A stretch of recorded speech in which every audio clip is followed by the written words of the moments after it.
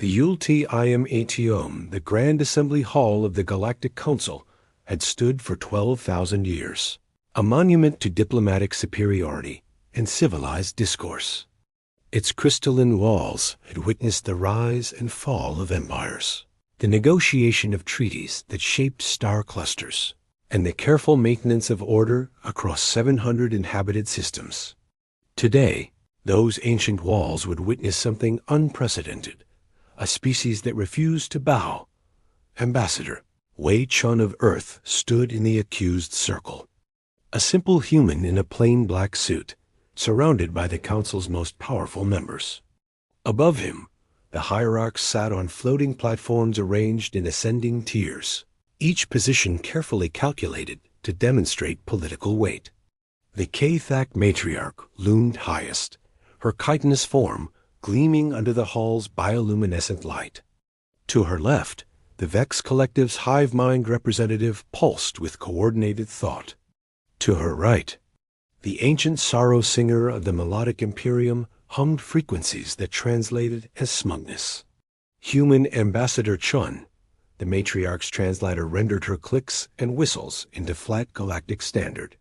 You stand before this council, charged with 47 violations of established Concordat law. Your species has expanded too rapidly, colonized too aggressively, and developed technologies without proper oversight. You have become ... problematic.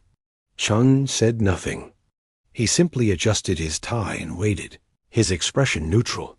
The Vex Collective spoke next, thousands of voices harmonizing into one. In the 73 years since Earth joined the galactic community, humanity has established colonies on 140 worlds. The approved expansion rate is 3 worlds per century. You have violated this by a factor of 46. Your military vessels, the Sorrow Singer added, its crystalline body resonating with accusatory tones, exceed recommended tonnage limits. Your weapons development proceeds without council authorization. Your AI research pushes boundaries we established for good reason. You are, as the matriarch stated, problematic. Chun remained silent, but something flickered in his eyes, not fear, not even concern. If the council had been paying attention, they might have recognized it as amusement. The matriarch leaned forward, her mandibles clicking with satisfaction. Therefore, this council has reached a unanimous decision. Humanity will immediately surrender all military assets to council authority. Your fleets will be decommissioned.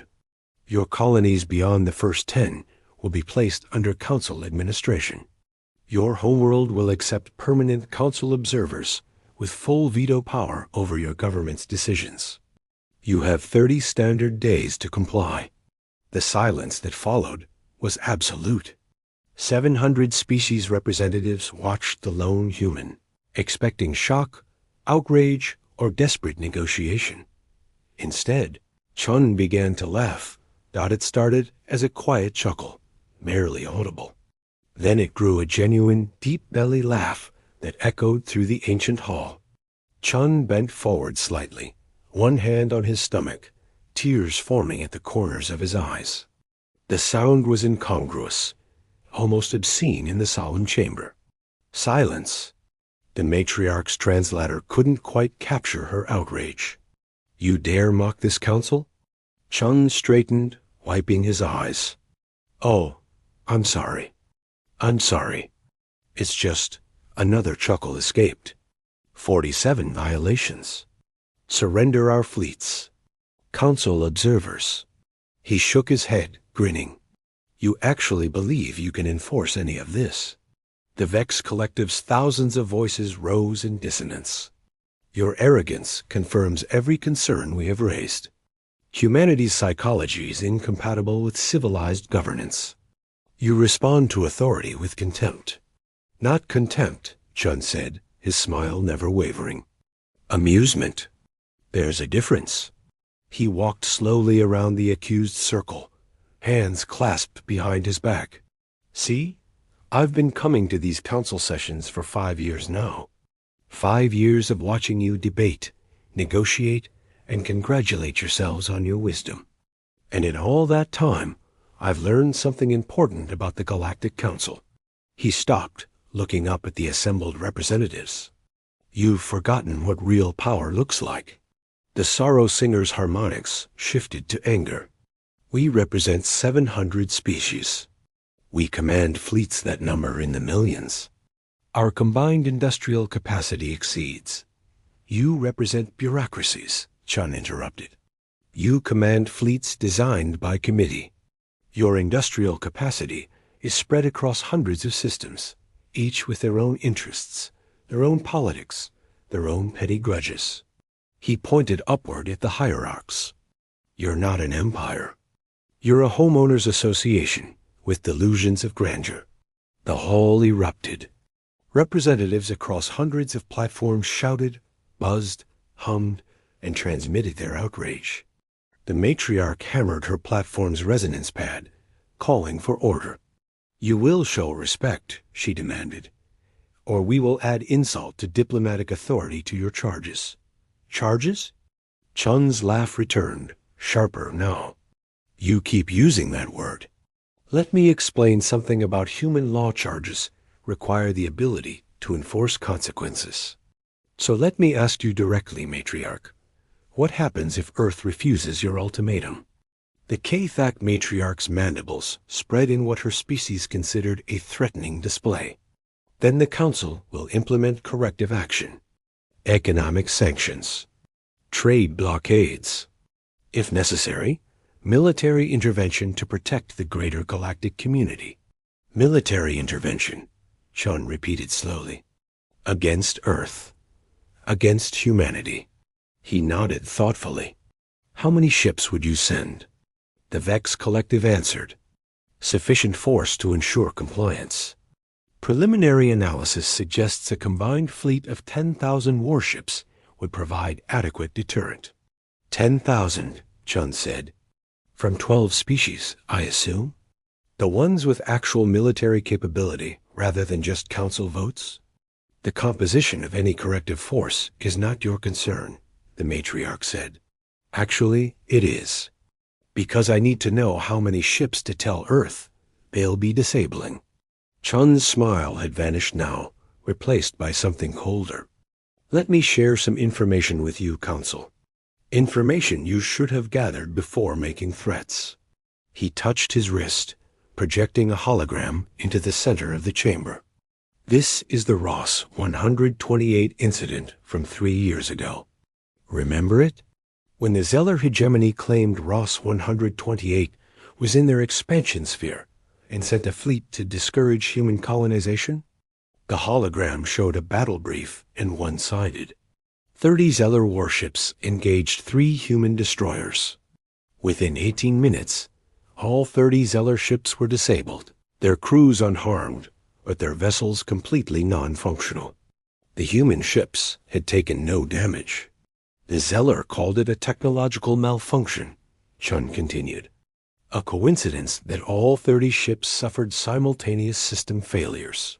You all accepted that explanation because the alternative was too uncomfortable to consider.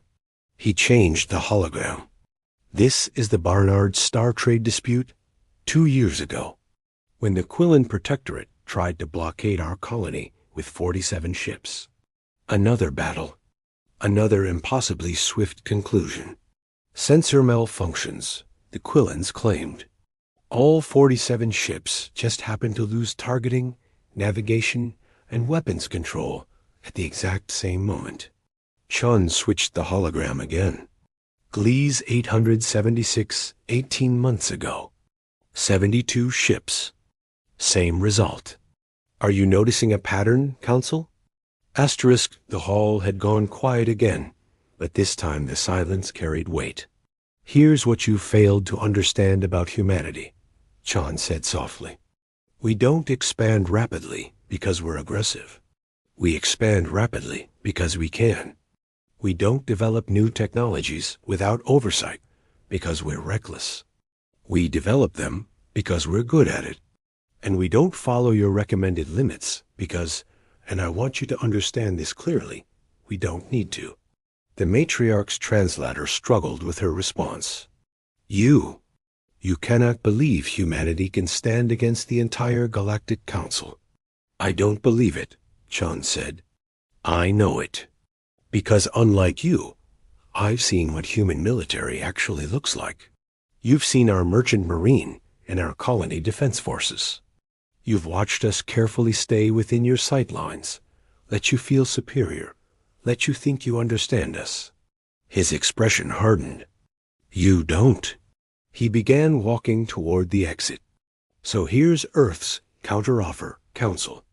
You have 30 days to start treating humanity as an equal partner, rather than a problematic child. Revise your expansion quotas to reflect reality.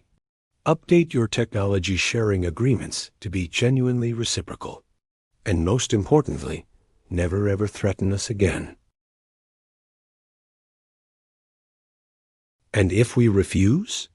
The Vex Collective's harmony was strained. Chun stopped at the threshold, looking back over his shoulder.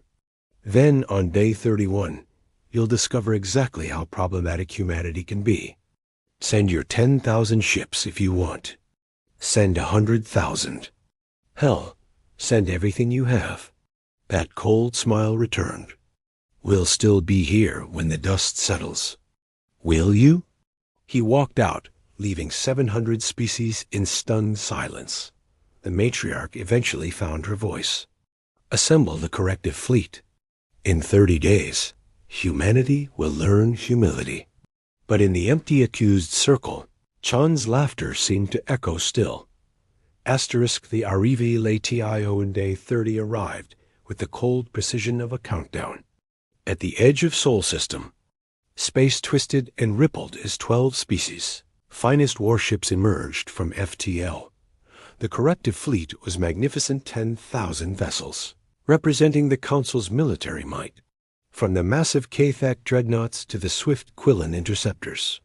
Support ships numbered another 5,000. In total, 15,000 warships entered human space, the largest military force assembled in 3 centuries. Admiral Kreshtar of the Kathak fleet commanded from his flagship, the inevitable Consensus. Around him, holographic displays showed the fleet in perfect formation, a wall of steel and energy that stretched across millions of kilometers. Representatives from all 12 participating species monitored their own tactical stations, linked through the Vex Collective's coordination network. All ships report ready. Admiral, his tactical officer announced. No defensive formations detected. No human military presence within scanner range. Kreshtar clicked his mandibles thoughtfully. Intelligence had warned that humanity might attempt to hide their forces, but the complete absence was puzzling. Broadcast the compliance demand on all frequencies. Then begin system approach. The message went out, translated into human languages. By authority of the Galactic Council, Earth is ordered to signal immediate surrender and compliance. Failure to respond will result in corrective action against military and industrial targets. You have 1 standard hour. The fleet advanced, maintaining formation. Sol System's outer reaches were quiet, no ships, no defensive satellites, no signs of resistance. They passed Neptune's orbit unopposed. Admiral, the Vex Collective representative pulsed. This is ... unexpected. Intelligence indicated humans would mount at least token resistance. Perhaps they've chosen wisdom over pride, the sorrow singer suggested, though its harmonics carried uncertainty. They passed Uranus. Still nothing. Jupiter's massive gravity well appeared on sensors, its moons clearly visible. The fleet adjusted course, swinging around the gas giant toward the inner system. Mars orbit clear, sensors reported. No defensive installations detected on Mars' surface. No ships in orbital pattern. Kreshtar felt unease creeping into his thoughts. This wasn't surrender, it was absence. Full spectrum scans. Find me those human ships. The fleet's combined sensor arrays swept the system. They found orbital habitats, manufacturing stations, asteroid mining operations, all apparently functional, but completely uncrewed. Not abandoned hastily, but methodically evacuated. Admiral. His sensor officer's voice carried confusion. Earth. Admiral, Earth is gone. Explain. The planet. It's not there. Moon's in proper orbit, but Earth is... There's nothing where it should be. Every command station's attention locked onto the inner system scans. Luna hung in her orbit, pristine and unchanged. But where Earth should have been the cradle of humanity, home to 11 billion people, was empty space. Then the hologram activated. It materialized in the center of the fleet. Visible to every ship simultaneously, a projection large, enough that even vessels, thousands of kilometers apart, could see it clearly. Ambassador Chun stood there, still in his black suit, still wearing that knowing smile. Hello, Council Fleet, his voice transmitted across all channels. I see you've arrived right on time. Very punctual. Very professional. I appreciate that. He gestured around himself. I assume you've noticed Earth isn't home. Before you panic, everyone's fine. 11 billion humans, safely relocated. The planet itself? Moved, completely. Every living thing, every ocean, every mountain, we took it all. Kreshtar's mind reeled. Impossible. No species has planetary relocation technology. Chun's hologram continued as if hearing him. I know what you're thinking. How did we move an entire planet? Where did we take it? How long have we been able to do this? He paused. Those are excellent questions. Here are some answers. Quantum spatial displacement. Somewhere you'll never find it, and we've had the capability for about 30 years. We just hadn't needed to use it until you forced our hand. The Vex Collective's thousands of voices overlapped in chaos. Evacuate. This is a trap. Not a trap, Shun said gently. A demonstration. He raised one hand. You're currently occupying what your sensors tell you is empty space. You're wrong. Every cubic meter within 100,000 kilometers of your fleet is filled with something your scanners can't detect. We call them whisper drones, autonomous defense platforms, smaller than your fist, using stealth technology about 40 years ahead of your best stuff. On cue, space around the fleet shimmered. Not dramatically, just a subtle ripple, like heat haze. But every ship's sensor suite suddenly registered thousands, millions of tiny energy signatures appearing from nowhere. The fleet was surrounded, outnumbered 1,000 to 1. Weapons hot. Someone shouted across the fleet-wide channel. Engage defensive protocols. I wouldn't, Chun said. Because here's the thing about whisper drones, they're not weapons. They're tools. Specifically, they're incredibly sophisticated hacking tools wrapped in miniaturized antimatter power cores. He snapped his fingers. Every ship in the corrective fleet went dark simultaneously. Lights died. Engines cut. Weapons powered down. Life support switched to emergency batteries. 15,000 warships became 15,000 floating hulls in the span of a heartbeat. Your crews are fine, Shun continued, his voice now the only sound in the silence. Life support will maintain. Emergency power will last about a week. But engines, weapons, FTL drives, communications all locked out. The Whisper drones are currently rewriting your core system's firmware. Nothing permanent, just ... persuasive. Admiral Kreshtar tried to speak, but his translator was dead. Around him, his crew worked frantically at manual backup systems, achieving nothing. Chun walked slowly through his hologram space, hands behind his back.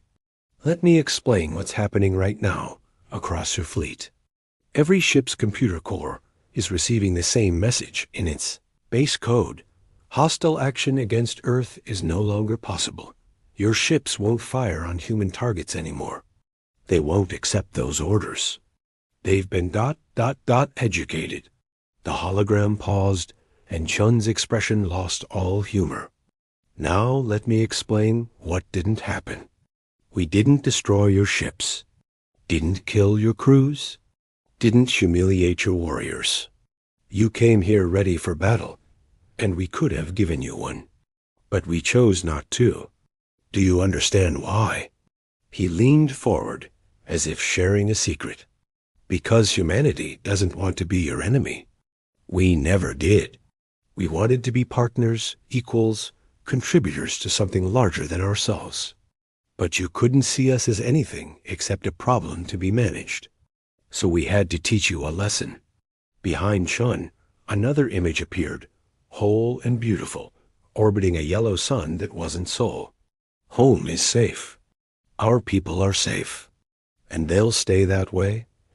In a location guarded by technology, you won't match for a century. You can't threaten what you can't find.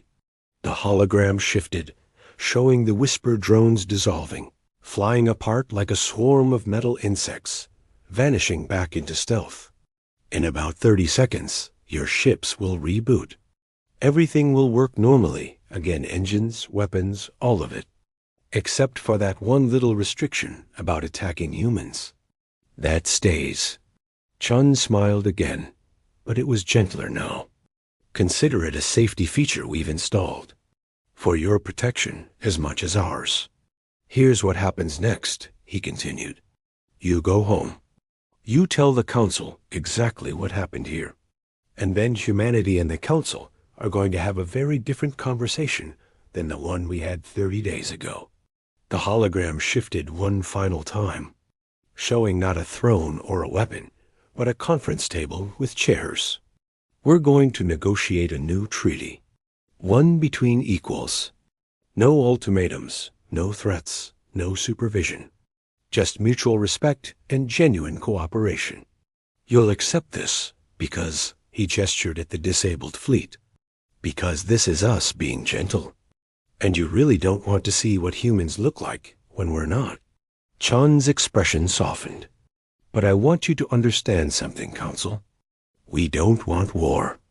We didn't build all of this, he gestured vaguely at the invisible technology around them, to conquer you. We built it so we'd never have to bow. There's a difference. Go home, he said simply. Think about what you've seen here. And when you're ready to talk to us as partners instead of subjects, we'll be waiting. Earth will even come back to Sol if you promise to play nice. That slight smile returned. We've grown rather fond of this neighborhood.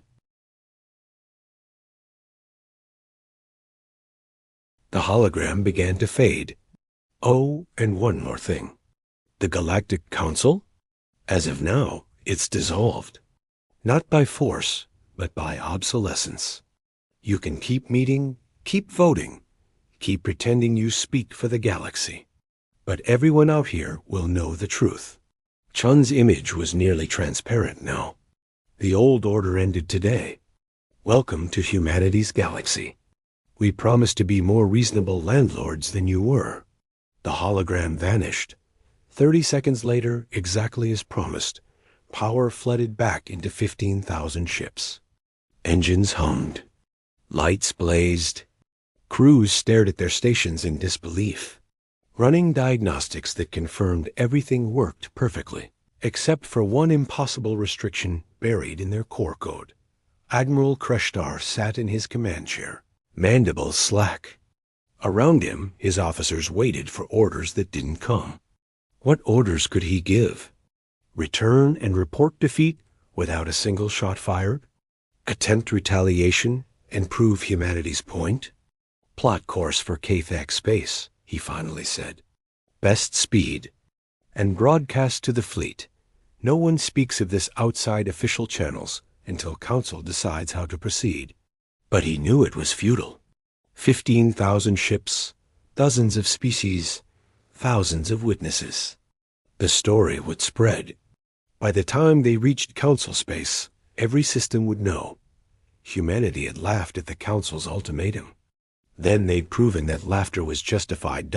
As the corrective fleet limped home. A transmission reached them brief, untraceable, encoded in Ambassador Chun's voice. Same time next century for a rematch?